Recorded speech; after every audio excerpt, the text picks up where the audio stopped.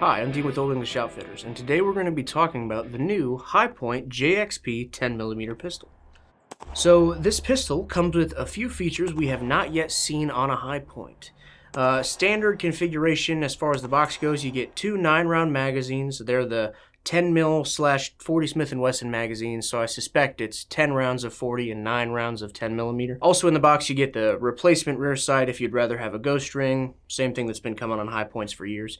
You do get one thing, this is the first Hi-Point pistol that has ever been optics ready out of the box. So they give you this, I believe it's a MIM steel part, replacement for the adjustable rear sight assembly on the top of the slide. So you take your rear sight assembly off, and you can install this Picatinny rail with 3 long steel screws and this kind of locking lug on the rear of the Picatinny rail that fits into the gap created by removing your rear sight assembly.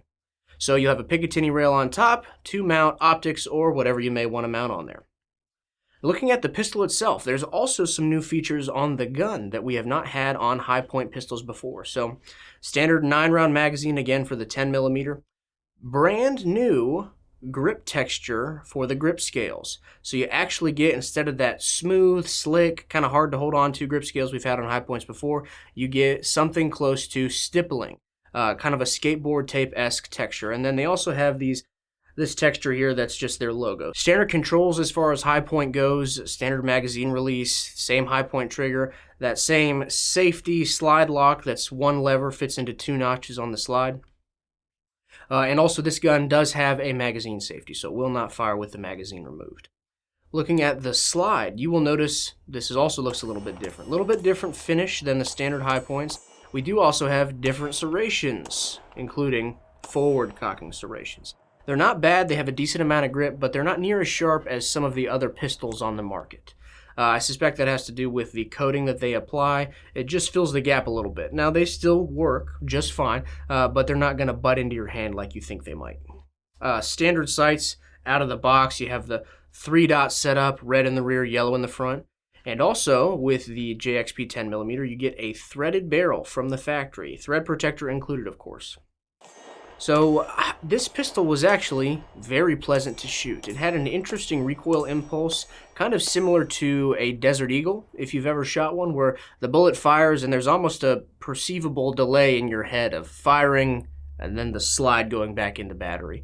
Just because there is so much reciprocating mass on top of this gun, it's going to feel like that. It takes a little bit longer than, say, a standard 9mm pistol to get back into battery. So you can almost split the 2 motions in your head and tell, okay, now we're good.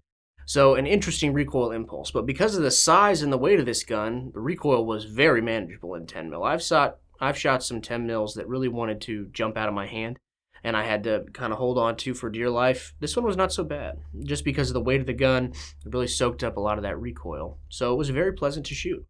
Also a very accurate gun. I had no trouble connecting at 50 yards, the back of the grass, to our steel targets at all. Interesting holds with the 10mm, but once I figured that out, we were digging steel at 50 yards with no issue at all. Threaded barrel appears to be a quality barrel. The threads look good, look clean threads. Would not suspect you'd have any problem mounting a suppressor if you wanted to, something that'll accommodate the 10mm with the booster. I have only a couple complaints. And I'm not talking about because it's a Hi-Point pistol, because know what you're buying. This is a budget gun. This is going to be cheaper than any 10mm that's going to be on the market. And you do get a functional 10mm pistol, all right?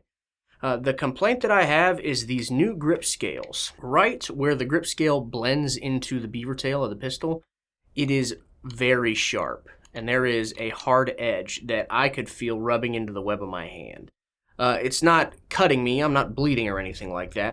But if it were my gun and I were buying it, I might think about taking some sandpaper to that edge just to smooth it out a little bit. That's really my only complaint was, of course, of fire. Once we got several mags deep, I was starting to notice a hot spot on the web of my hand, and it continued to kind of sting me the entire time we were shooting. But overall, the gun itself is really nice. Again, the cheapest you are ever going to buy a 10mm pistol for.